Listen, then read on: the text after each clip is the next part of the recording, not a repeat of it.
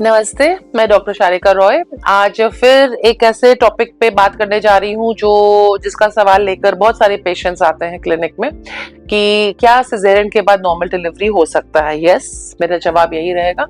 परंतु सिजेरियन का कम से कम 2 साल होना चाहिए, मिनिमम 1 ईयर तो definitely, but I would prefer more than 2 years का गैप होना चाहिए। अनफॉर्चुनेटली हम जो देखते हैं अपने प्रैक्टिस में कि यदि पहला बच्चा ऑपरेशन से हुआ है और किसी कारण वो बच्चा जीवित नहीं है, जैसे पेटी में मर गया और पर सिजेरियन से निकालना पड़ा, या डिलीवरी हुई सिजेरियन से और बच्चा किसी कारण जिंदा नहीं है, तो कपल हड़बड़ा जाता है। वो दुख का माहौल होता है घर में, तो वो लोग जो सोचता है इस दुख से बाहर निकलने का तरीका है कि जल्द से जल्द दूसरा बच्चा पैदा कर ले। तो सिजेरियन की इनफैक्ट 4-6 महीने के अंदर ही वो कंसीव करके आती हैं। This is very wrong. दुख का समय ही आपका सबसे बड़ा परीक्षा होता है, ये हमेशा याद रखिए। आप दुख में अपने आप को कैसे संभालते हैं, आप गलत परिस्थितियों में आप अपने आप को कैसे संभालते हैं, अपने विवेक को कैसे सशक्त रखते हैं, यही आपकी पहचान होती है।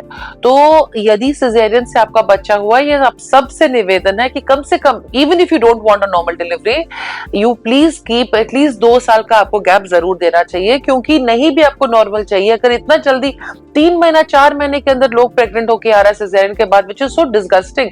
मतलब कि छोटा छोटा बच्चा हमको लगता है, जानता है कि ऑपरेशन का शरीर है, टाका को हील करने में टाइम लगता है। उस कच्चे डाके में आप एक बच्चा डाल दिए हैं, प्लेसेंटा प्रीविया का चांसेस हो जाता है, प्लेसेंटा अक्रीटा का चांस हो जाता है। मतलब कि पुरेन जो है वो आपके कच्चे घाव के अंदर जड़ फेंक लेता है, जो माँ की जान को खतरा दे सकता है। वो बचदानी उस 9 महीने के दौरान कभी फट सकती है। आपको बच्चा तो छोड़िए, आपकी माँ तक की जान आप गवा सकते हैं। तो हड़बड़ाइए नहीं कभी भी। सिजेरियन के बाद कम से कम 2 साल का गैप जरूर दीजिए। फिर नॉर्मल डिलीवरी सिजेरियन के बाद तब मुमकिन है अगर वो डेफिनेटली लोअर सेगमेंट का हो, और आजकल हमको लगता है ऑलमोस्ट 100% सबको सिजेरियन लोअर सेगमेंट, मतलब नीचे पेट काट के ही किया जाता है। वो पहले जमाने में जो क्लासिकल सिजेरियन सेक्शन था, वो अब शायद कहीं नहीं होता है। तो पर ऑफ कोर्स बाकी सब जो रिक्वायरमेंट्स है नॉर्मल डिलीवरी के लिए, कि बच्चा सीधा हो, पुरेन नीचे नहीं हो, पानी कम नहीं हो, बच्चा मैक्रोसोमिक नहीं हो, बहुत मोटा नहीं हो, फीटल डिस्ट्रेस नहीं हो, अगर नॉर्मल के लिए हम लोग उसको ट्राई करें, तो ये सब जो बाकी आम जनता के लिए जरूरी है, वो ऑफ कोर्स प्रीवियस एलिसियस की भी पेशेंट हो तो उसके लिए भी ये सब पॉइंट्स हम लोग को मद्देनजर रखते हुए we can definitely give this patient a try and she can have a normal delivery.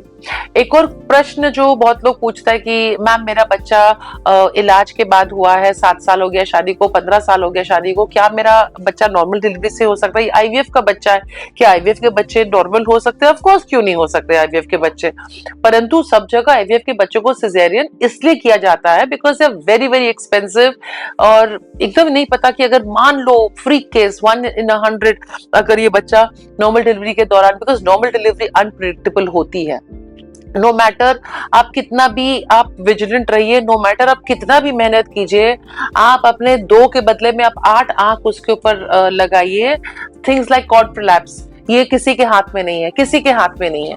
तो ये सब चीजें डेफिनेटली अगर हो जाए तो आदमी बहुत ज्यादा गिल्ट में चला जाता है कि क्यों हम नॉर्मल के चक्कर में अपने इस ऐसे कीमती, हर बच्चा कीमती होता है पहली बात, बट ये बच्चा नॉट ओनली कीमती, पर ये दोबारा फिर मिल सकेगा हमको कि नहीं मिल सकेगा, वो एक बहुत बड़ा प्रश्न चिन्ह हो जाता है।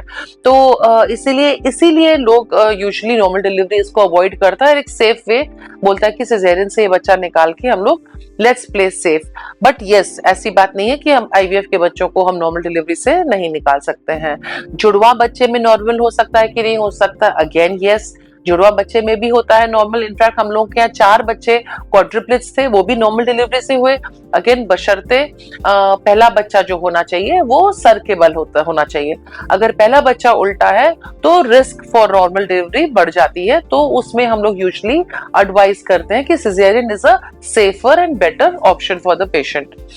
और बहुत सारे ऐसे सिचुएशन है जिसमें पेशेंट हमेशा आके पूछते हैं कि मैम ऐसे सिचुएशन है जैसे बीपी बढ़ गया है, क्या मेरा नॉर्मल हो सकता है?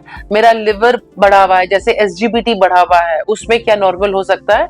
अगर बिलिरुबिन इनफैक्ट जब आती है बात बिलिरुबिन और एसजीपीटी की, normal is safer than caesarean section, because बेहोशी के जो दवाइयां दी जाती हैं वो अपने में लिवर के लिए बहुत टॉक्सिक होती हैं, तो माँ की जान को खतरा बढ़ जाता है उसमें। और बीपी में भी, हार्ट डिजीज में भी किताबों में लिखा हुआ है कि normal is safer than caesarean section, but हम लोग के यहाँ वाइसा वर्सा होता है। Any kind of complication, be it a heart disease patient और a BP patient, we are, most of the doctors are moving towards cesarean section, not because of any other reason, because यदि कुछ ही, because कब क्या होता है, obstetrics is very unpredictable, very unpredictable, it's like the rain, कब बरसात हो जाएगी, कब अर्थक्वेक आ जाएगा, बेस्ट ऑफ बेस्ट अपने उपाय के बावजूद we don't know, and blame comes to the doctor. तो नेचुरली अगर मैं आपका भला करना चाहती हूँ और यदि भला आपका नहीं हो पाए तो उसकी जिम्मेवारी हम दोनों को उठानी है, मरीज को भी और डॉक्टर को भी। हियर हम लोग का नसीब भी एक बहुत बड़ा रोल प्ले करता है, जो आजकल मरीज उस पर नहीं विश्वास करता है। तो we take the safer track, we try से ठीक है फाइन, अगर आपको नसीब पे नहीं मतलब रिलाई करना है and everything has to be on me, मेरा ही जिम्मेवारी होना है, I will take the safe zone out और हम सिजेरियन से ही बच्चे को डिलीवर करेंगे। पर ऐसे बिल्कुल बात नहीं है कि ऐसे केस सिचुएशंस में हम लोग नॉर्मल नहीं करा सकते हैं। In fact theoretically normal is safer. नमस्ते।